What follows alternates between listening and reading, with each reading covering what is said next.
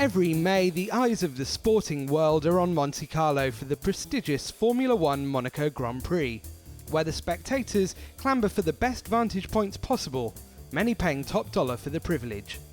But in April, the sport of choice in the Principality is tennis, and a sellout crowd descended on the Monte Carlo Country Club for the return of world number one and 2013 champion Novak Djokovic.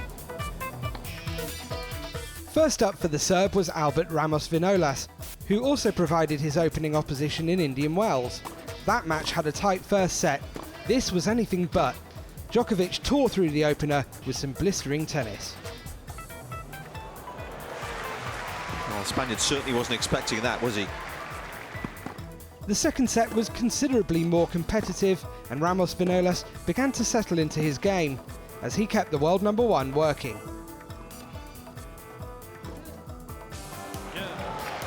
Wonderfully constructed points from the Spaniards. But that was merely a stay of execution for the world number 67. Having taken the break in the seventh game, the Serbian sensation was able to serve out the match. Not vintage Djokovic, but job very much done. Djokovic chalks up another victory at this exquisite setting. The world number one, too good for his Spanish opponents this afternoon. On Court des Princes, a potential first-round banana skin for 9th seed Grigor Dimitrov, as he faced off against former finalist here Fernando Verdasco. A crucial break in the third game helped the Bulgarian see off the first set without much alarm. Set 2 saw Verdasco push the 9th seed all the way. This would be no walk in the park for Dimitrov. Oh, that's Verdasco magic!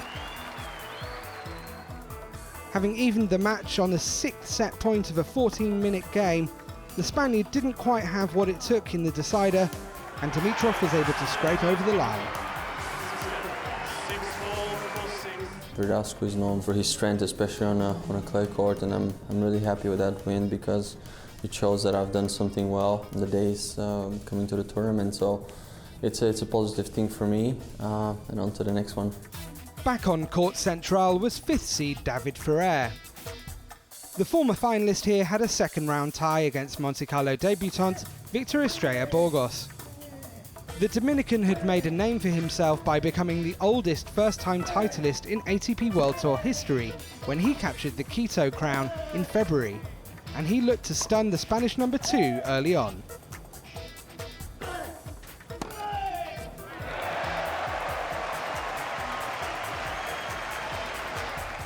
But having wrestled back momentum from a breakdown, Ferrer then began to excel.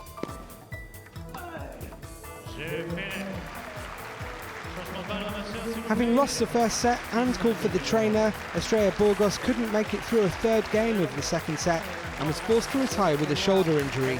Heartbreak for the Dominican, but Ferrer marches on. The last match on Court Central was the rearranged second-round tie between 8th seed Marin Cilic and Florian Mayer, back from a long-term injury layoff. It took the Croatian number one 3 sets to come through a stern examination from the German. Earlier in the day, Gael Monfils was given a scare in the first match on Court Central.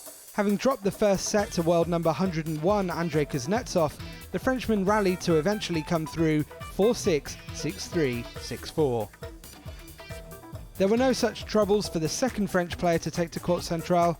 Jo-Wilfried Tsonga came through in a comparatively more straightforward fashion against Jan-Lennard Struff 6-4, 6-4. There was an upset in the first match on Court des Princes as Austrian young gun Dominic Thiem fell victim to world number 108 Lucas Pouille, the Frenchman more than justifying his wildcard status. The excitement doesn't let up here at the Monte Carlo Country Club. Wednesday sees the holy trinity of Rafael Nadal, Roger Federer and defending champion Stan Wawrinka all enter the fray.